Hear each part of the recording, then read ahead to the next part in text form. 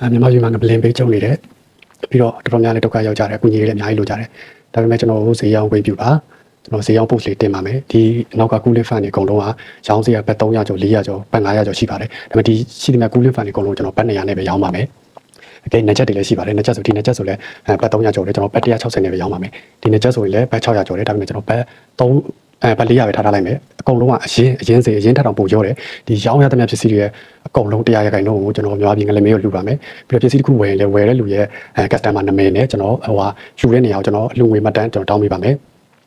ပြီးတော့အဓိကဒီပစ္စည်းတွေကိုကျွန်တော်ထိုင်းရ customer တွေရောင်းချင်တာပါအဲ့တော့ထိုင်း customer တွေလာစံနာကနေကိုယ့်အကူဝယ်တက်တယ်ဆိုရင်ကျွန်တော်အောက်မှာ link ချထားပေးပါတယ်ဆိုင်ထဲမှာဝယ်လို့ရပါတယ်ကိုယ့်ဘက်ကိုပြီးတော့ကျွန်တော်အရင်တော့ရောင်းတဲ့ဈေးတွေလည်းကျွန်တော် link ချထားပေးပါတယ်အရင်တော့ရောင်းတဲ့ဈေးတွေအကုန်လုံးသွားကြည့်လို့ရပါတယ်တကယ်မှန်ဆိုလိုက်သွားကြည့်လို့ရပါတယ်ရသမျှလည်းကျွန်တော်တရားခိုင်တော့လှူမှာပါโอเคပါအားလုံးကျေးဇူးများတင်ပါတယ်နောက်ပြည်သူတွေလည်းဒုက္ခအနေနဲ့ကင်းဝေးကြပါစေအားလုံးအဆင်ပြေကြပါစေကိုကြီးတွေလည်းအများကြီးရကြပါစေ